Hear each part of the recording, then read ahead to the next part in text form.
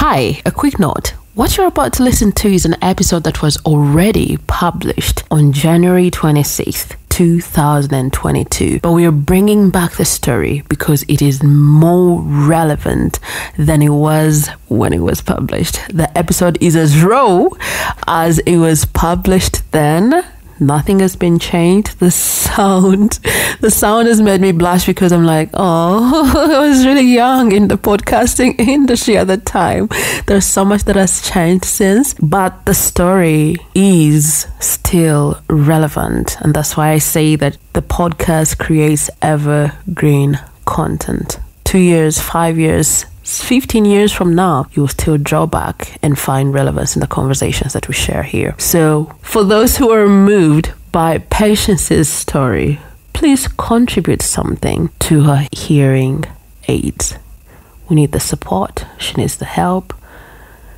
Patince needs the hearing aids, and you can support her on MTN 0773 057 517 0773 057 517. And for those on Airtel, you can use 0701 110404 0701 110404. Both numbers are registered under the name Alan Akogizibwe Timothy, and that is her brother. For the reason of payment, when you're sending the money, please don't forget to add Patince hearing aids. And for those who aren't in Uganda, please use the GoFundMe link https://gofund.me/F79D6387. You will be able to get to the link, and your support would definitely be appreciated. Let's dive into it.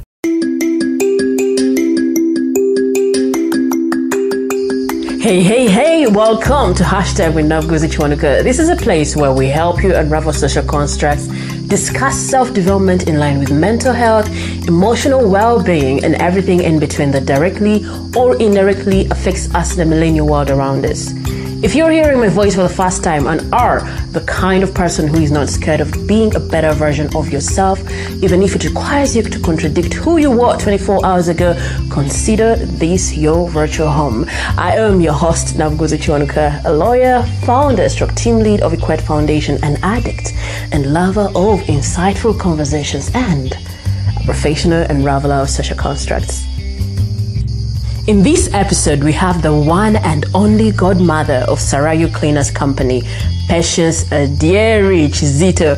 She has all your answers when it comes to online brand management. While we went on and on about our conversation about life, it came to my realization that Patince is an embodiment of Charles R. Swindoll's quote: life is 10% what happens to you and 90% how you react to it. In this episode, she speaks about the value of honesty coupled with delivering quality work when it comes to sustaining and growing your clientele. I can't wait for you to pick all the gems that she came with in this conversation. So let's get into it.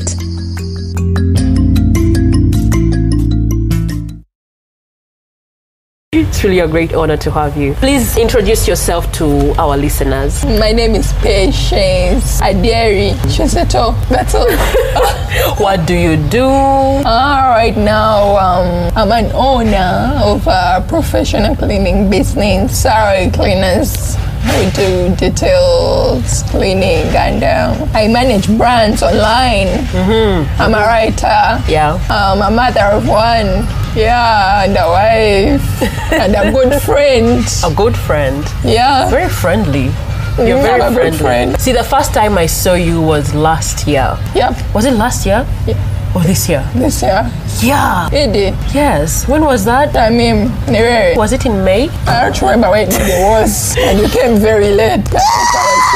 I had 2 podcast episodes recorded that day. Oh.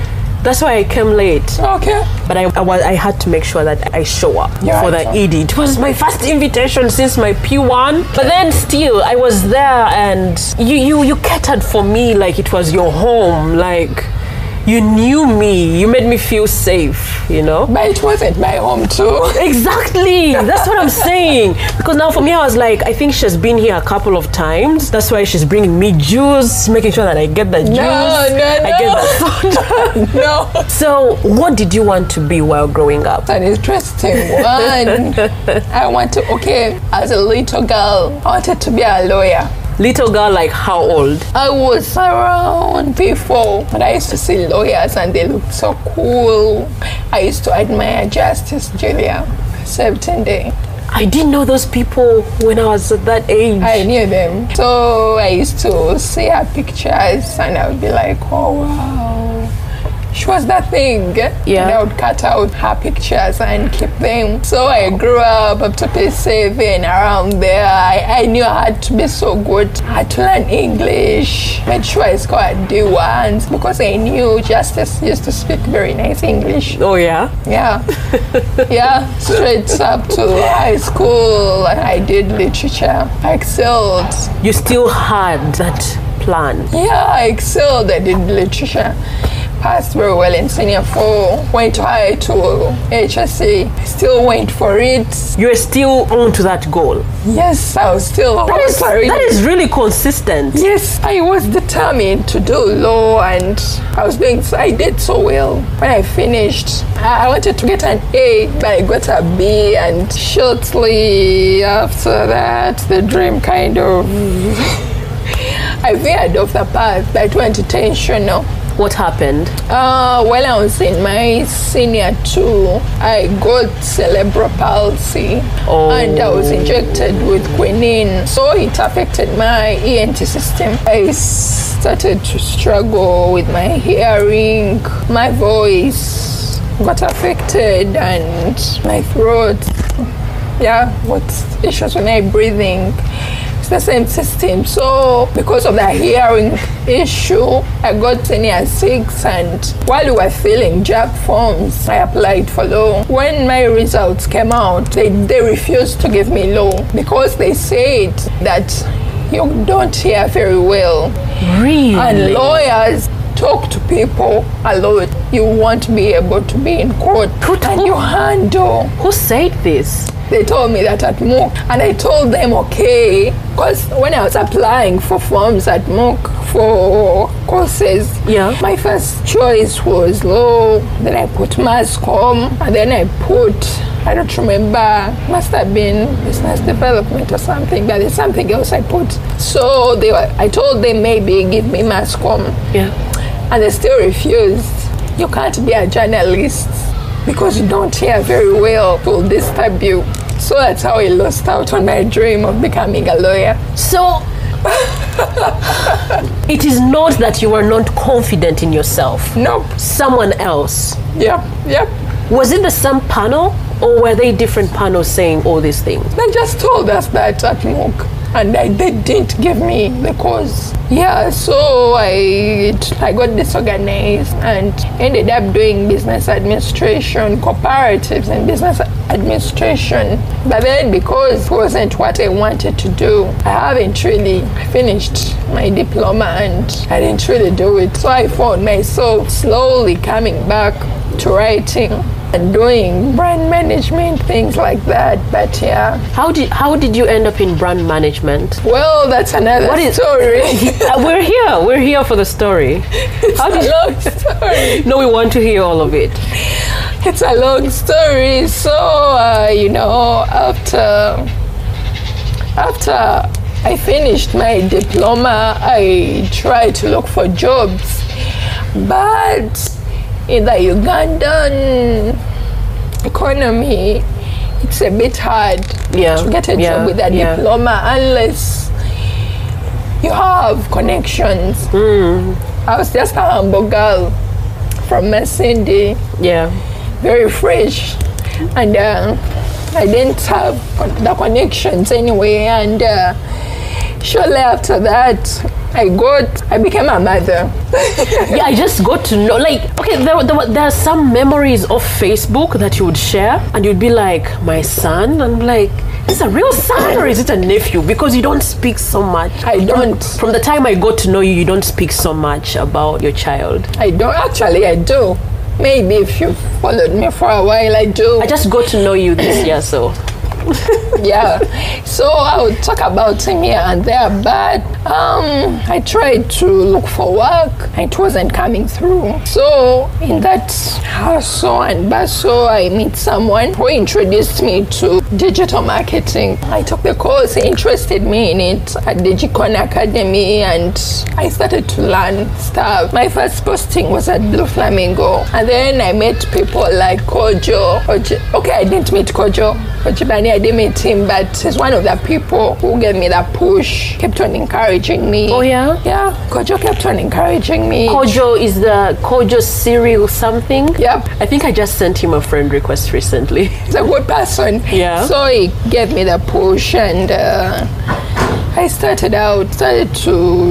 I got jobs, like 2 agencies, I learned very fast. So most of the things I know about digital marketing, I've learned on that job, and started to teach myself. The course I did was just a certificate, but I started to learn with that job. Yeah, but the fact that I had also been writing for a while, and I have a creative mind, it has been a bit easier for me to be a content creator, because I create content.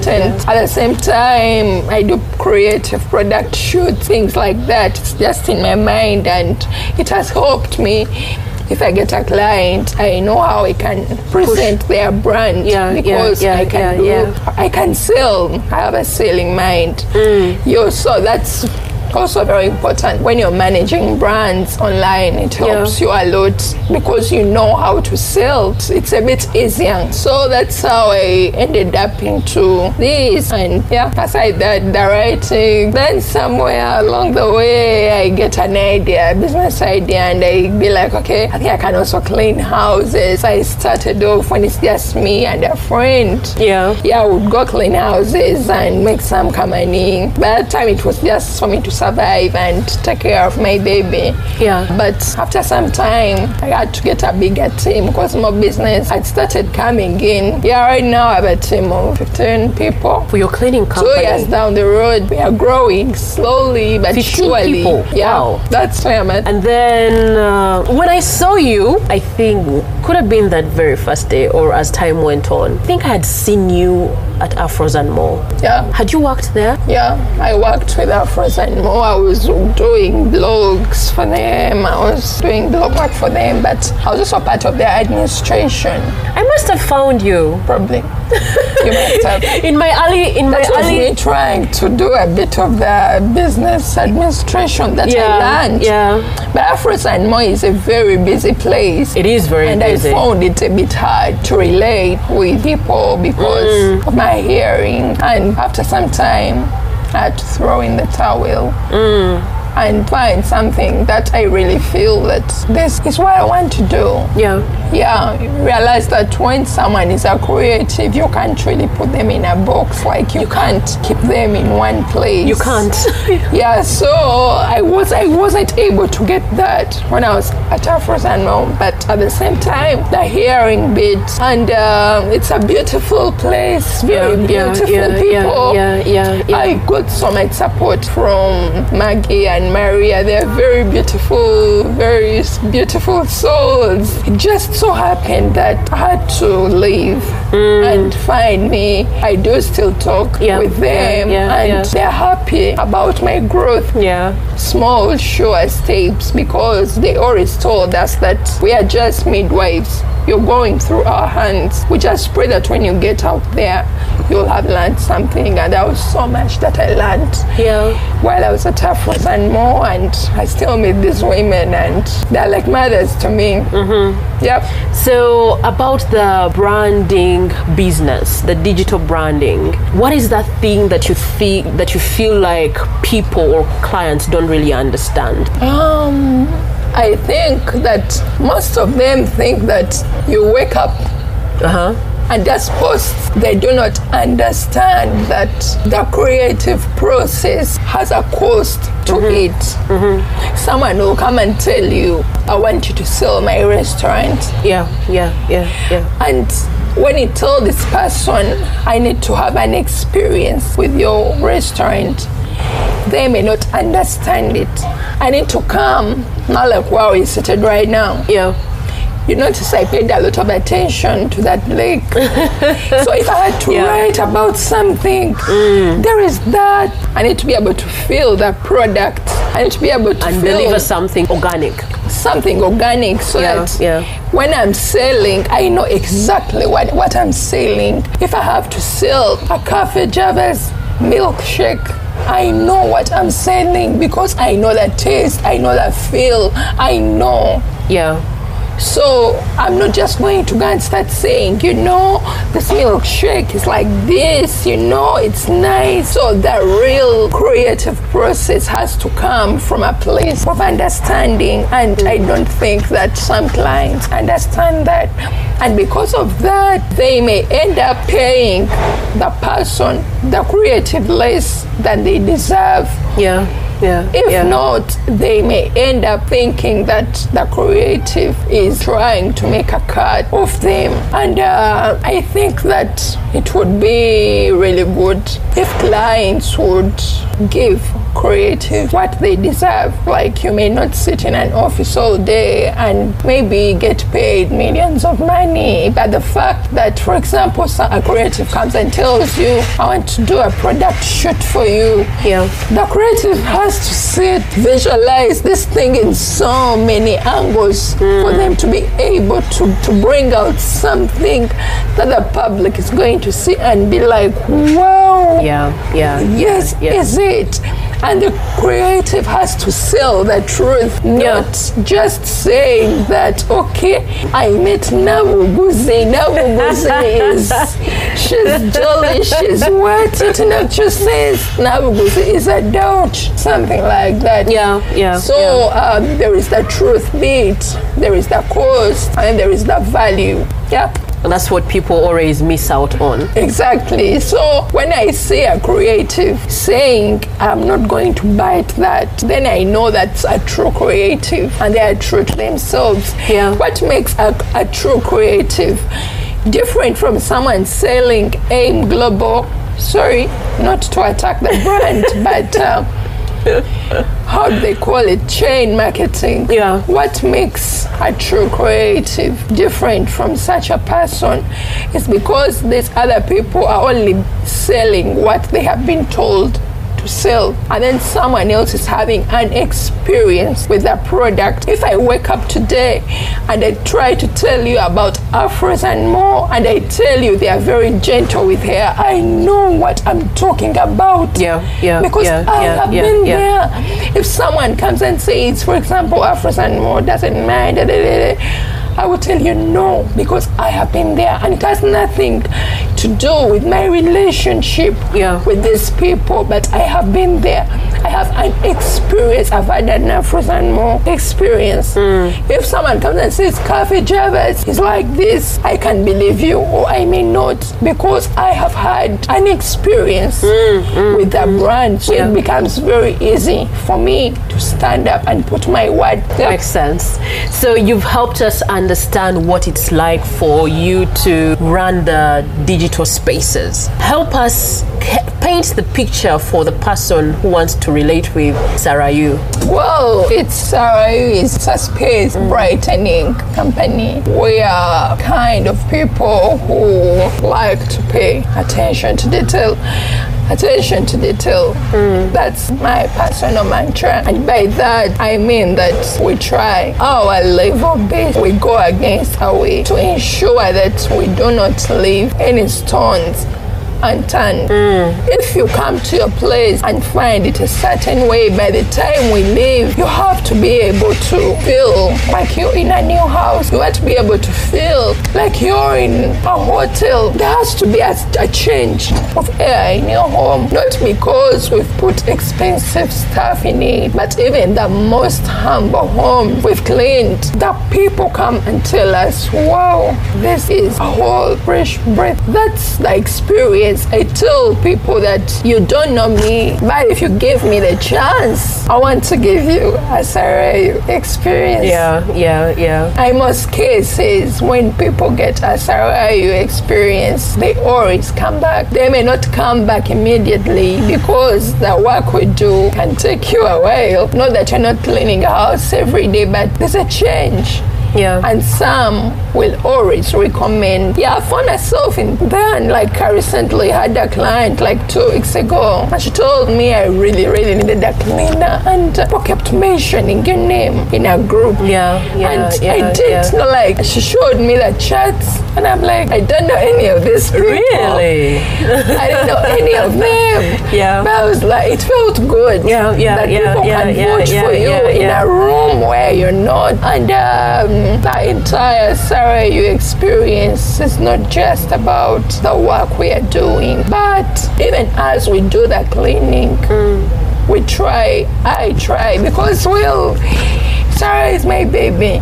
I try to relate with our clients and make them feel comfortable. To the extent that many of them leave us in their homes and they go away. Some of them have sent me to their homes to just work, and they just send me money and pay because it's fish.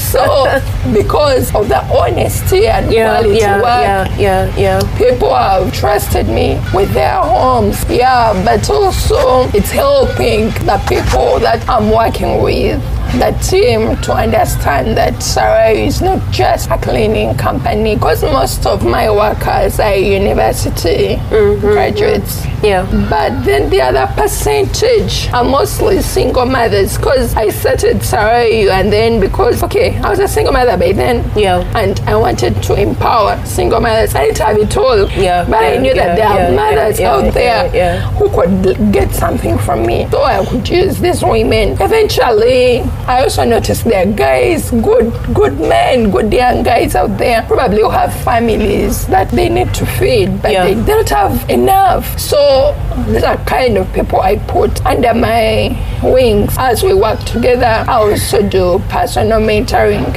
of people on their team, following up on them, empowering them here and there. So the company is growing steadily. But at the same time, the people under my wings are also being pointed towards their dreams. They know that Sarayu is a bathhouse. You're here today, tomorrow you may not be here, but I tell them by the time you leave, you need to have learned something to help you to be a better person.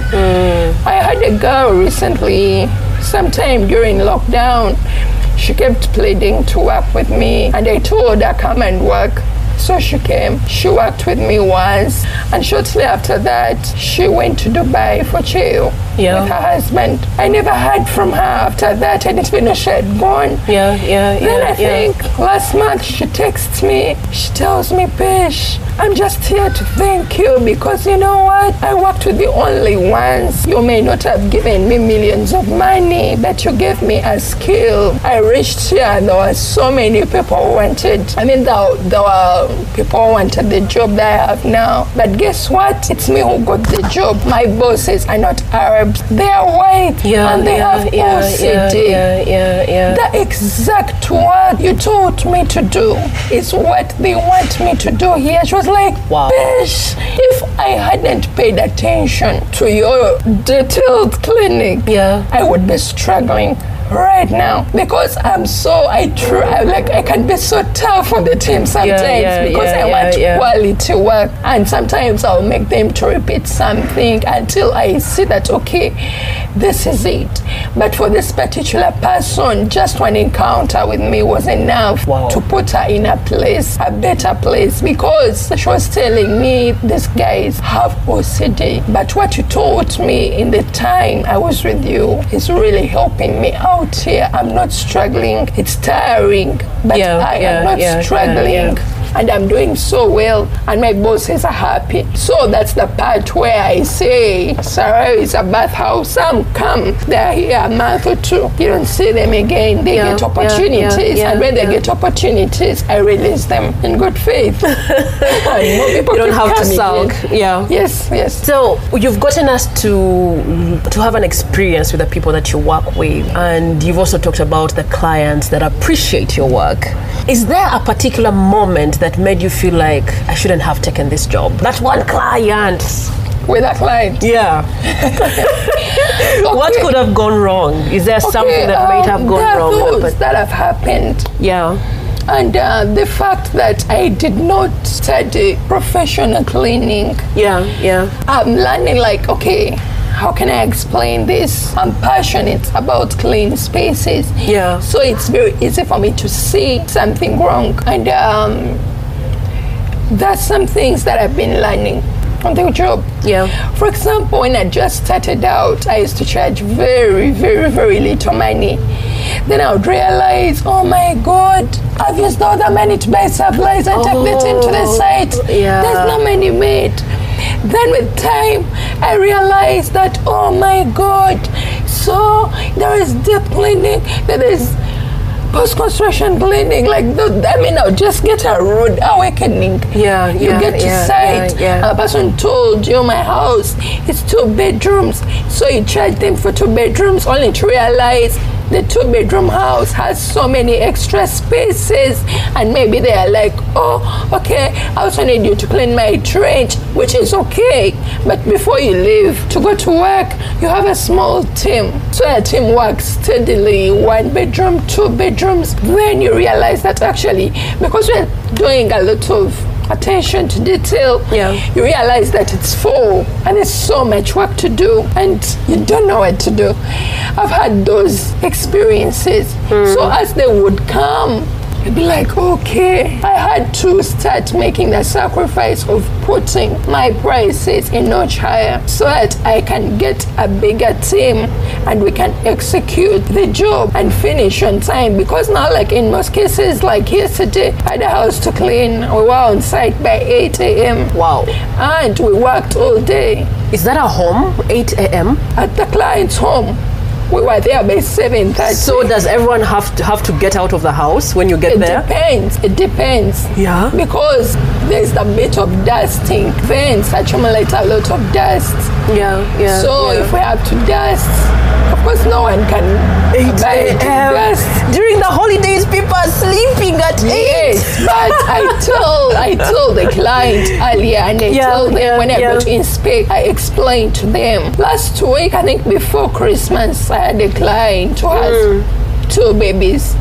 A newborn was about 2 months. Yeah. Then she has an older one. So I told her, you know what? I think you have to take the kid somewhere. The team is going to be working and it's so dusty. It's not good for the baby. So, the husband wanted her to do cleaning immediately. So I told this lady, look here, I need the money. Yeah. But I don't want to come at a cost of your babies falling sick. So we worked it out with the couple. I gave them time to find where to take their babies. And when we came, it's just the wife was around and we work like that. So it's not that people have to vacate. Sometimes they may have to, especially when they're babies. Sometimes the people who work from home. Yeah. So what we usually do, I try to make sure that at all costs the client is comfortable. So I can tell the client, okay, we are going to first dust the whole house. You'll have to be out for like 45 minutes to an hour. When we are done, we are going to start with your bedroom where you can sit, lock yourself in there, do your work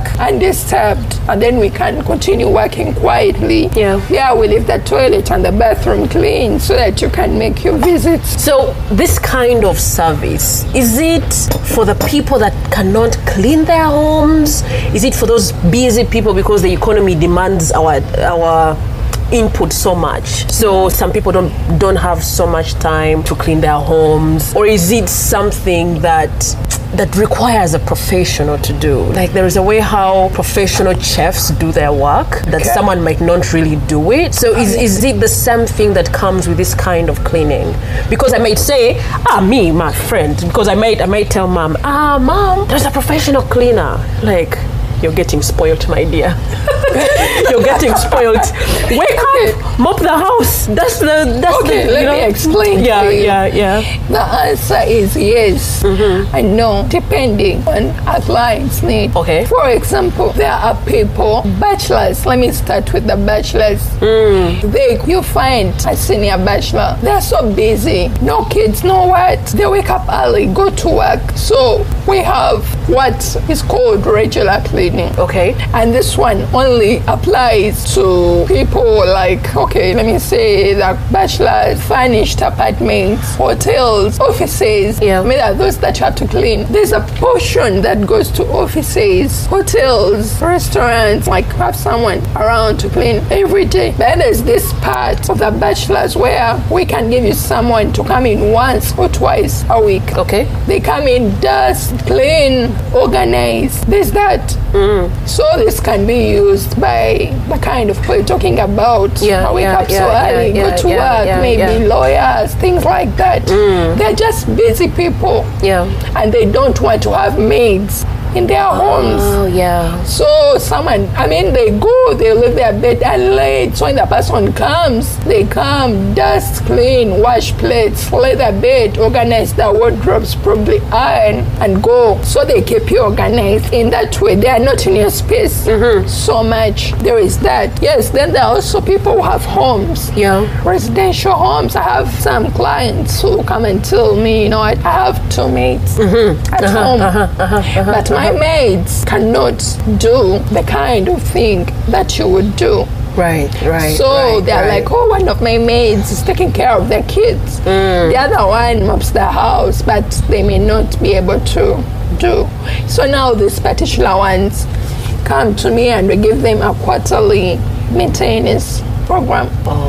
Every after 3 months, we'll come, do a deep clean, and then we'll leave. Come back after 3 months. So there is that. So you have different packages. Okay. And then there are those that are like, I have a new house. I have just renovated my house. It's new. I just finished building it. Post construction. We come clean and the house is as good as new. Then there is the bit of moving in and out, cleaning. Maybe your tenant has moved out of the house and you need it to be made clean. So we do that. Maybe you're moving into a new house. You need it to be cleaned. There's also that. Then there are also some who call me, like after I work with them, they're like, I think you need to come and you train my maid. And you train my maid? I do trainings for maids. So I'll come, you pay a certain cost, and I take your maid, like I come with a team, and your maid has to be in class. With a team? A team of around 3 people. Because it's to train not one person? Just talking, yes. So I have to take you through. Wow. Okay. The process. This is how you clean a bathroom. This is how you do this. This is how you do this. It depends, really.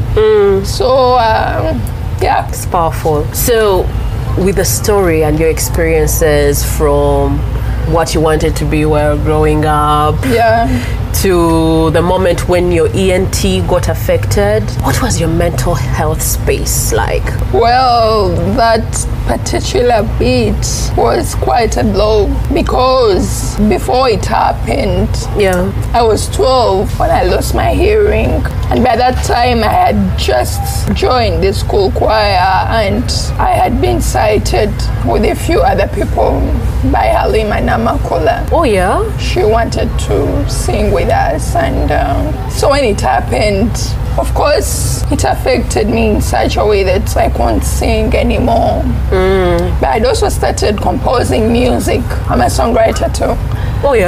I started composing music when I was in P7. So I would write music. My father, bless his soul, he always wanted his children to be different. So he would encourage us to compose music, and I picked it up. Yeah, by the time I was in senior 6, I had a black book of songs. It wasn't full, but I would just sit and write music and that kind of thing. Yeah, so I got depressed because I couldn't sing my songs. I would write the song and voice it, and I know how I want it to flow.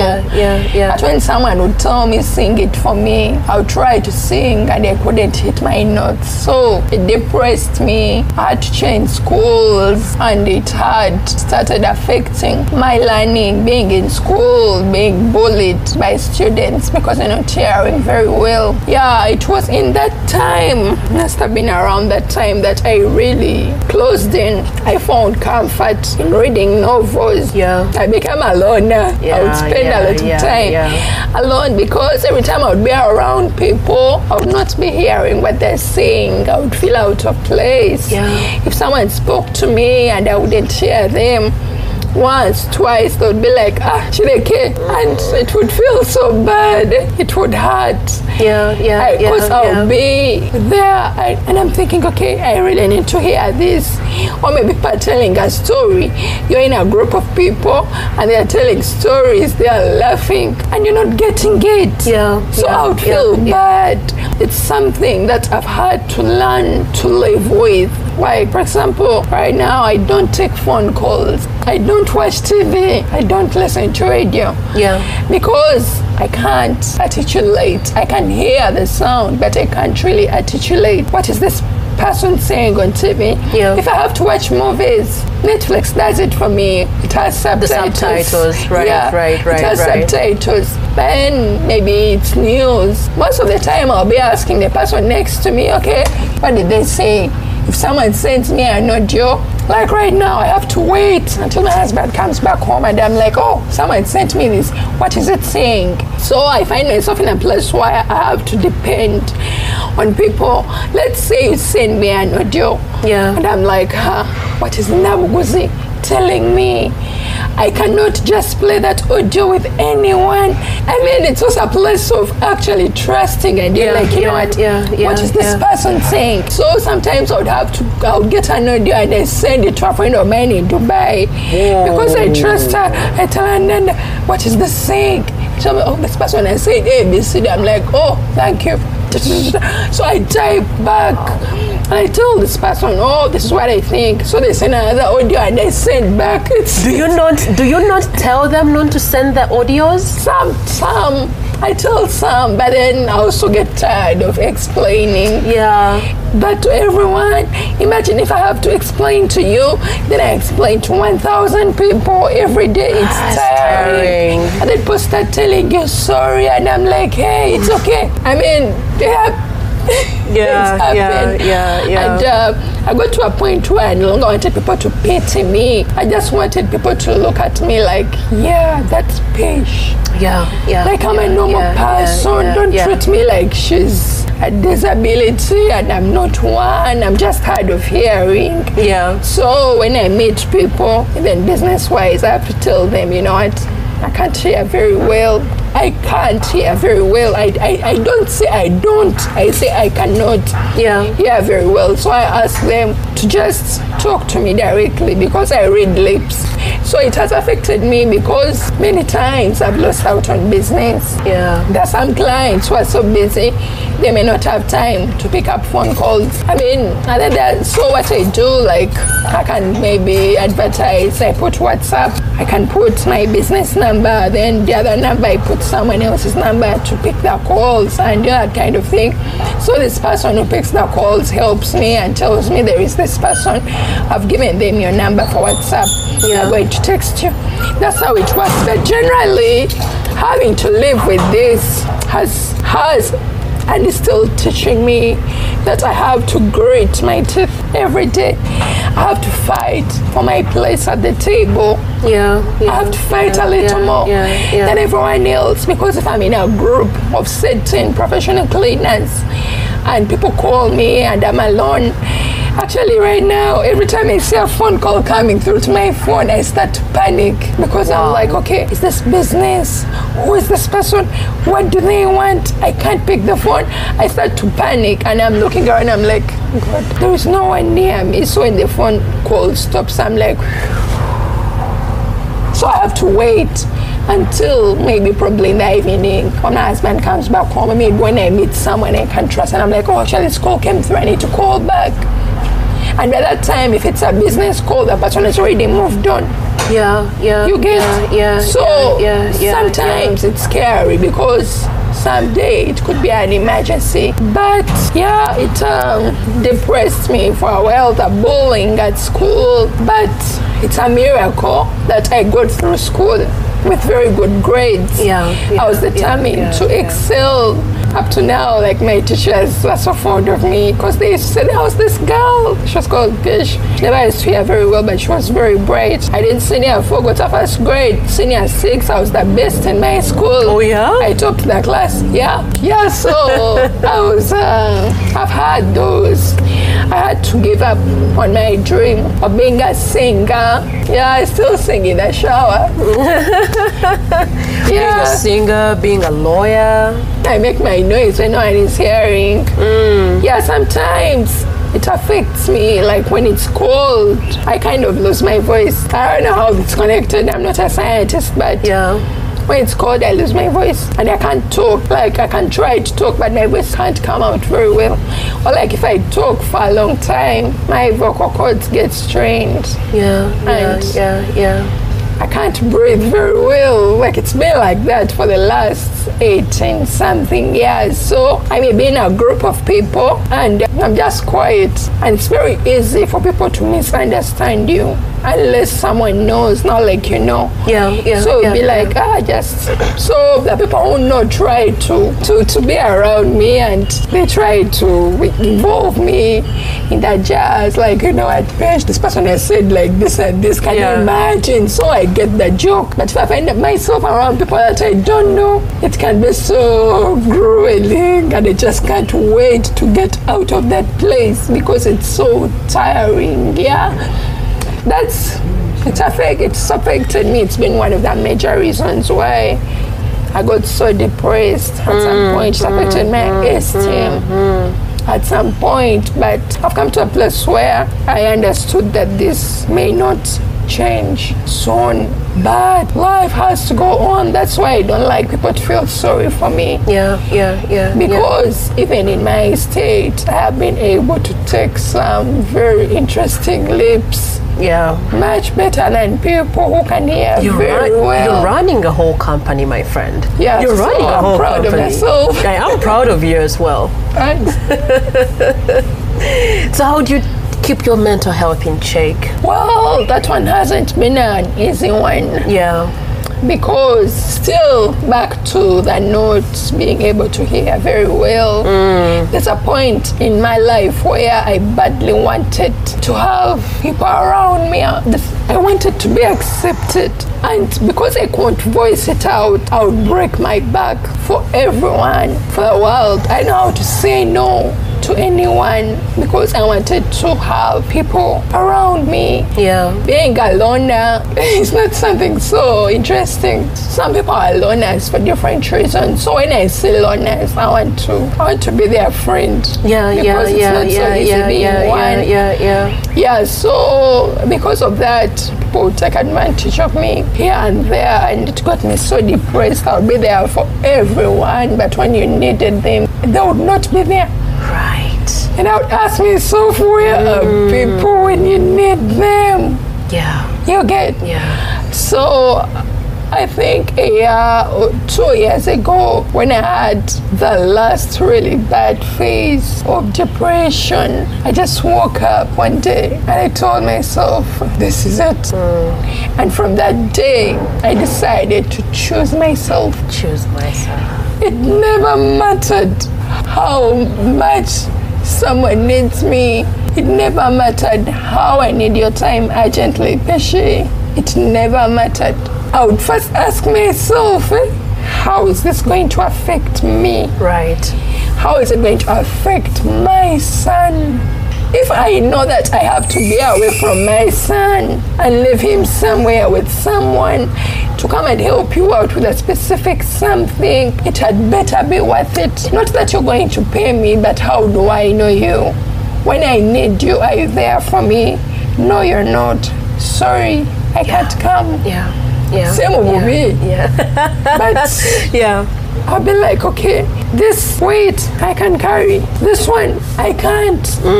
Even business-wise, if I meet someone and I'm like, okay, this one may be a problem, because you can't know when you're doing business, you meet someone and they're back to our speed. So I can tell myself, kano kalya. You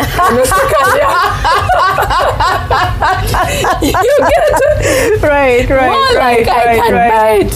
Yes, I can't bite. Right. Because we are all having bait all around us. So if I have to take the bait, it had better be worth it. I realize that I don't need the whole world. You don't. With me.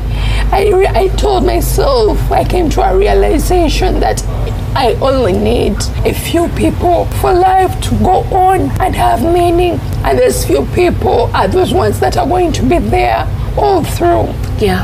I realized that I didn't need fair weather friends. I wanted to have meaningful relationship. I turned 30 this year and I've been very intentional about building meaningful relationships. No pretense, no masks. If I have to be around you and wear a mask, or if I have to wear a mask when I'm around you, I have to pretend to be something that I know deep inside me I am not, then I don't want to be your friend. Right. You can take your money, the pump, the everything that comes with being your friend. You take them so far away. I'm at a point where I want to be me. Me. I want to cry when I want to. I want to laugh when I want to. I want to dance when I want to. I want to just live life and be happy. So that has really helped me to keep my mental space at a healthy level. I can't say that I've gotten there totally. But there are these small baby steps that I'm taking, choosing myself.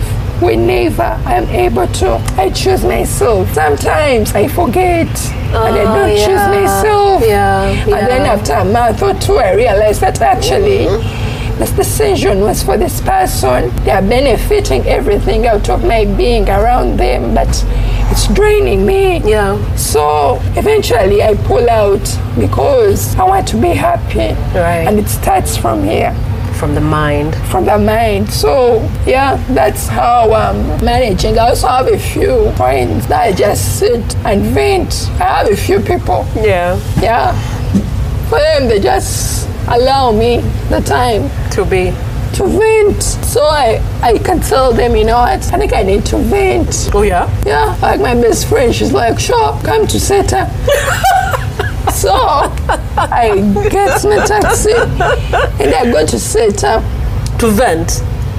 She has a flat at her house, so we sit and overlook the railway, and we sit and I vent. She'll just sit and listen for almost an hour or two. Then I let it out. Then after she tells me all my day, I'm like, so we talk. Sometimes she gets involved in that jazz. I mean, we talk about it, we both talk about it, and by the time I leave, it's therapy.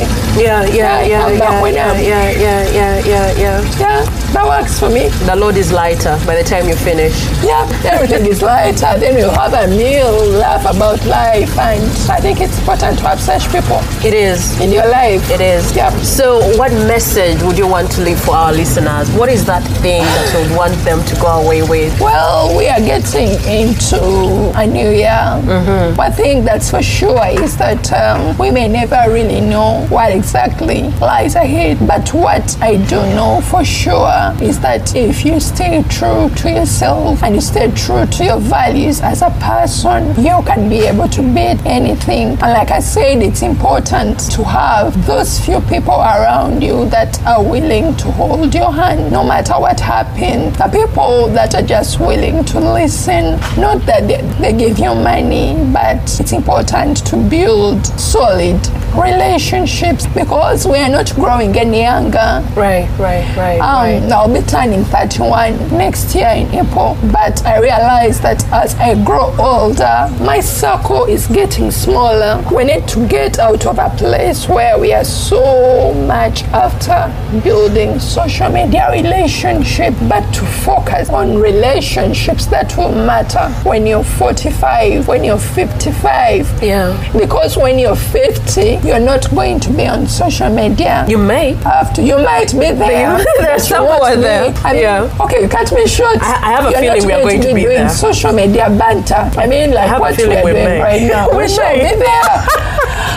Let me tell you, we are going to be there, but not doing banter. I mean, like, are you sure? The things we are doing right now. Yeah. And those people may not be there with us in the future. Right. But as we grow older, you want to come back home after a long day. Say, call up 3 friends and you sit over coffee and talk life. I've known my best friend for 13 years. 13 years. We're starting, actually, this is the 14th year. The one you traveled to Seta. Yeah.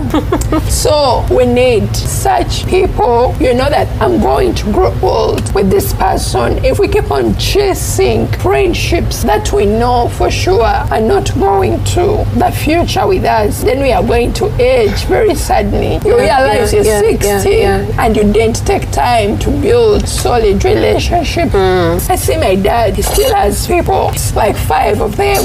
Yeah. And they tell you we've known each other for the last 40, 50 years. Right. You need those people. When you grow old, you need those people around. Yeah, that's my message, that may we try as much as we can to gravitate to a relationship that are going to last us a lifetime. May we stop being just friends, acquaintances, and focus on being better people. Yeah, and Happy New Year. By the time they listen to this, we will have started the 2022. So for the people that want to get in touch with you, people that want to give you business for digital marketing and whatever branding guidance they might need, and the people that want to relate with Sarah Yu, how can they get in touch with you? We have a Facebook page for starters. Yeah. Sarah Yu Cleaners, SARAYU. Cleaners. But for those who don't mind texting, I have a business number 0750-415141. Repeat that again. They should hear it again. 0750-415141. That's easy. Yeah. 0750-415141. Yeah. Yay. For WhatsApp. So please, that partition line is not for calls. Of course, if you call me, I'll panic and then I'll not pick and then I may get back to you after 6 hours or even the next day until I find someone I can trust to take the call for me. But those who really need, like, they need to call, then that one is 0759821510. You seem unsure. Come on. Is it the one? Yep. Okay. 0759821510. Okay. This one is for calls. There is a man the other side, on the other line, on the other side of the call. Yeah. He will pick up and he will deliver the message to me. But it's also okay in case you call and they don't pick. It's also okay to leave a WhatsApp. I can always get back to you. And there's that you can find me on Facebook as Patience Adyeeri. It's my Facebook name. Thank you so much for giving us your time, sharing your story. We appreciate you. Happy New Year 2022. Thank you. May you take it on. Be the boss of the year. Boom.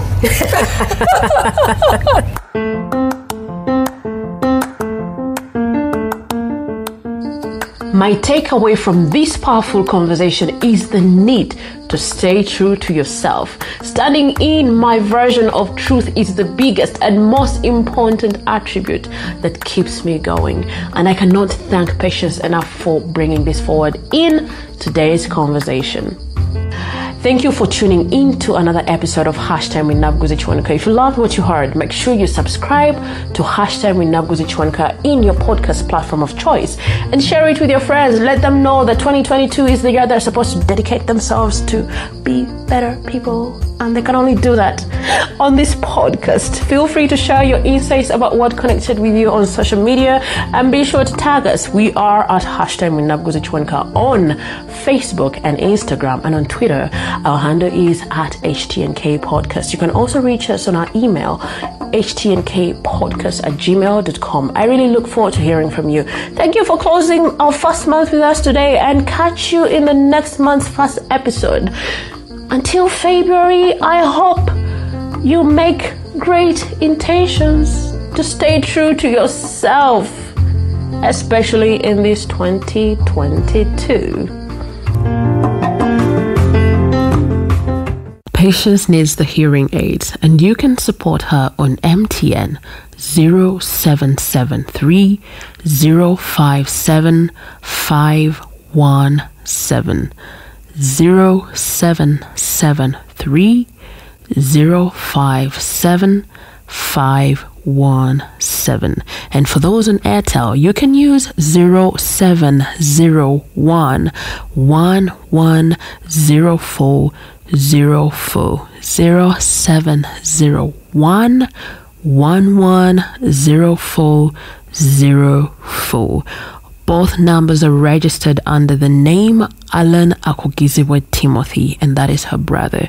For the reason of payment, when you're sending the money, please don't forget to add Patience hearing aids. And for those who aren't in Uganda, please use the GoFundMe link,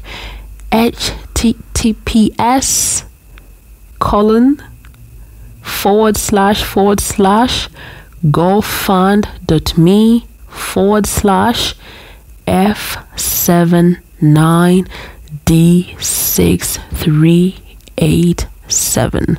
You will be able to get to the link, and your support would definitely be appreciated.